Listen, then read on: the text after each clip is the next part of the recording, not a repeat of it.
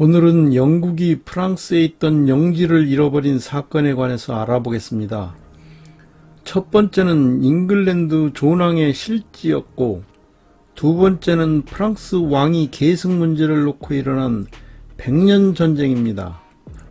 백년 전쟁 당시 우리나라는 고려말 충소강 때부터 조선 단종 시대까지의 기간이었습니다. 100년에 걸친 전쟁은 잔다르크의 등장으로 프랑스의 승리로 끝났지만 전쟁 내내 전쟁 자금 조달이 용이했던 영국이 우세에 있었습니다. 십자군 전쟁과 패스트로 인한 봉건제도의 몰락으로 도시가 발달하기 전까지 프랑스 땅에서 영국 왕의 영지는 프랑스 왕실의 영지보다 6배나 컸습니다.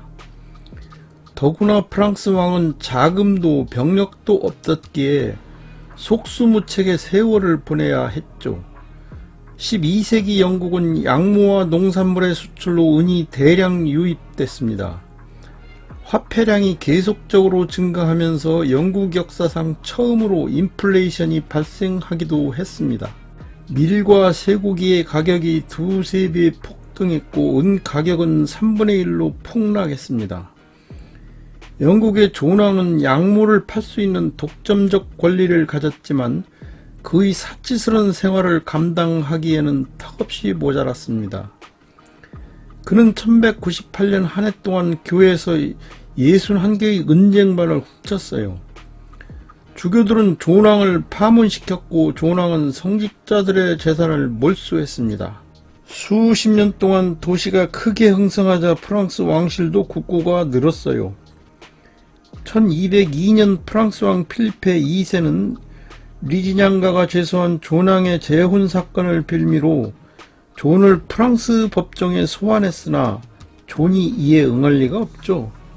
존은 이를 거부했습니다. 1066년 노르만인의 잉글랜드 정복 이래로 잉글랜드 국왕은 프랑스 땅에 보유한 영지에 대하여 프랑스 국왕의 명목상 제후였습니다. 따라서 프랑스령의 한정에서는 필리페 2세가 주군이고 존왕은 봉건 가신이었죠. 화가 난 필리페 2세는 노르망디 항구를 점령하고 존왕의 토지를 몰수했습니다. 그리고 이 영지를 브르타뉴 공작이던 아서에게 내렸어요. 그러자 존왕은 잃어버린 땅을 되찾기 위해 전쟁을 일으켜 아서를 포로로 잡았습니다. 그리고 아서를 비롯한 귀족들을 지하 감옥에서 굶겨 옥사시켜버렸어요. 이에 분노한 브르타뉴와 앙주의 영주들이 전부 프랑스 편으로 돌아섰습니다. 결국 프랑스에 있던 아키텐을 제외한 영지를 모두 잃고 존은 실지왕이 됐습니다. 존왕은 뺏긴 영지를 회복하기 위한 전쟁 자금 마련을 위해 세금을 크게 올렸어요. 그리고 신성 로마 제국의 오토 4세와 플랑드르 영주 등을 끌어들여 프랑스를 침공했으나 실패하고 돌아왔습니다. 이제 영국 귀족들은 더 이상 존왕의 만행을 참을 수가 없었죠. 1215년 귀족들은 병력을 런던으로 집결시켰어요. 그리하여 존왕을 압박하여 왕권을 크게 제약하고 사유재산권을 명문화한 그 유명한 마그나 카르타를 얻어냈습니다. 한편 프랑스는 영주들의 세력을 완전히 소멸시키기 위해 성직자, 귀족, 시민들이 참여하는 삼부회를 소집했습니다. 마그나 카르타와 삼부회는 유럽을 중세 암흑시대에서 근대의 문명으로 안내하는 횃불이 되었습니다. 그러나 이것은 시작에 불과했어요. 이후 영국과 프랑스는 정치 경제적으로 혼돈을 거듭하게 됩니다. 1328년 프랑스 국왕 샤를 4세는 자녀 없이 사망합니다. 프랑스 귀족들은 샤를 4세의 조카인 필리페 6세를 내세워 왕위를 계승하게 했습니다. 그러자 잉글랜드 국왕의 어머니인 이사벨라는 자신이 샤를 4세의 누이라는 점을 들어 왕위 계승권을 주장했어요. 당시 잉글랜드는 스코틀랜드를 정복하기 위해 많은 노력을 기울이는 중이었죠. 그런데 필리페 6세 입장에서는 잉글랜드 견제를 위해 스코틀랜드를 측면 지원했어요. 그래서 잉글랜드 국왕의 봉투였던 아키텐령을 무력으로 점령하고 1337년에는 아키텐령의 몰수를 선언했습니다. 당시 프랑스의 플랑드르 지방은 유럽 최대의 모직공업 도시였습니다. 그러나 프랑스의 영토임에도 불구하고 모직 산업의 원료인 양모의 최대 공급국이 영국이었던 탓에 경제적으로는 영국이 지배하고 있었어요. 이러한 상황에서 영국과 프랑스의 왕위 계승권 다툼이 벌어진 거죠. 영국의 에드워드 3세는 플랑드르에 수출해오던 양모 공급을 중단하고 기엔 지방에서의 포도주 공급까지 차단해버렸습니다. 이에 프랑스 왕실은 플랑드르 지방에 있는 영국 상인을 체포하고 상여의 특권을 빼앗아버렸습니다. 1337년 드디어 에드워드 3세가 군대를 이끌고 프랑스를 침공했습니다. 이른바 백년전쟁이 시작된 것이죠. 역사학자들은 백년전쟁을 중간중간의 휴전들에 따라 세 단계로 구분합니다. 1337년에서 1360년은 에드워드 전쟁이라고 합니다. 1346년 양국의 운명을 결정짓는 크래시 전투가 시작됐습니다. 그러나 전쟁의 중요성과는 달리 승패는 처음부터 결정되어 있었죠. 무릇 전쟁의 승패는 돈이 결정한다고 하죠. 당시 영국 왕실은 신용 대부 체계가 갖추어져 있었지만 프랑스는 템플 기사단의 와해로 대부 체계도 무너져 있었습니다. 백년전쟁이 일어나기 전에 프랑스는 이미 전쟁에 가장 필요한 자금을 신용으로 빌려줄 수 있는 금융업의 싹을 잘라버린 것이죠. 반면에 영국 왕실은 신용을 철저히 지켰습니다. 영국은 비용을 지불하는 정예 용병들로 공수들을 구성하고 있었죠. 영국 부대가 사용한 장궁은 사정거리가 360m에 달했고 150m 안에서는 적의 철갑옷을 꿰뚫을 수가 있었어요.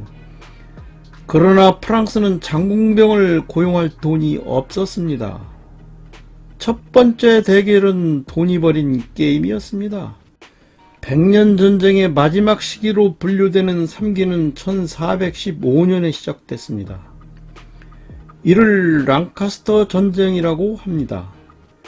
이 시기는 오를레앙과 잔다르크로 요약될 수 있죠.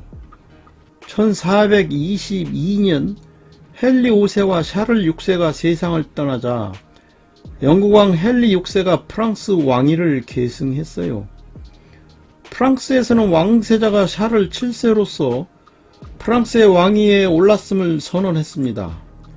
이에 잉글랜드는 1428년 샤를 7세의 거점인 오를레앙을 포위했습니다. 오를레앙은 1년여를 버티고 있었지만 희망은 별로 없어 보였어요. 샤를 7세는 대관식을 거치지 못해 아직 정식 국왕도 아니었죠. 샤를 7세는 오를레앙을 구원할 힘도 갖고 있지 않았습니다. 이때 갑자기 잔다르크가 나타났어요. 그리고 가장 위급한 순간에 지원군을 이끌고 오를레앙으로 쳐들어가 왕자를 옹립하여 샤를 7세로 즉위하도록 했습니다. 그러나 프랑스를 구한 잔다르크는 1430년에 오를레앙 공과 반대파로 영국과 손잡은 부르고뉴파에 체포되어 잉글랜드 측으로 넘겨졌습니다. 그녀는 1431년 마녀 재판을 받고 마녀로 판결되어 화형에 처해졌어요. 그러나 이를 계기로 프랑스인들에게는 민족의식이 고취됐습니다. 1438년 상인 출신 자크 퀘르가 프랑스의 재정대신으로 임명됐습니다. 상인 퀘르를 믿는 지중해 길드 상인들은 돈을 빌려주었고 샤를 7세는 전력을 재정비했습니다. 반면에 헨리 6세는 길드 상인에게 돈을 빌려주는 대가로 양모 무역 독점권을 준다고 했지만 이를 지키지 않았어요.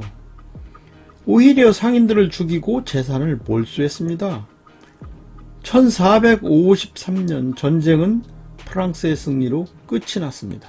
전쟁이 끝난 뒤 영국에서는 왕위 계승권 문제를 둘러싸고 랭커스터 가문과 요크 가문 간에 30년에 걸친 장미 전쟁이 일어났습니다. 한편 플랑드르에 대한 지배권 다툼이었던 100년 전쟁이었기에 플랑드르 지역의 피해가 가장 컸어요. 이에 기술자들이 전쟁을 피해 영국으로 이주했습니다. 영국은 전쟁에는 졌지만 오히려 모직물 공업이 발달하게 되었죠. 또한 완벽한 섬나라가 된 덕분에 항해와 항로 개척에 눈을 돌려 해양 강국이 될 수 있었습니다. 반면에 프랑스는 100년 전쟁의 승리로 자존감과 민족적 자부심을 가질 수 있었죠. 한편으로는 봉건 영주제가 약화되어 신흥 귀족이 등장했고 그들로부터 세금을 걷어 관료제와 상비군을 바탕으로 한 중앙집권의 절대왕정 시대로 들어서게 됐습니다. 그리고 두 나라 모두에게 전쟁을 지탱하게 해주었던 금융체계는 크게 발전했습니다. 이상 영국이 프랑스에 있던 영지를 잃어버린 전쟁에 관해서 알아보았습니다. 더 많은 노출을 위해 구독과 좋아요를 꾹 눌러주시면 많은 힘이 됩니다. 다음엔 더욱 좋은 자료로 여러분을 모시겠습니다. 감사합니다.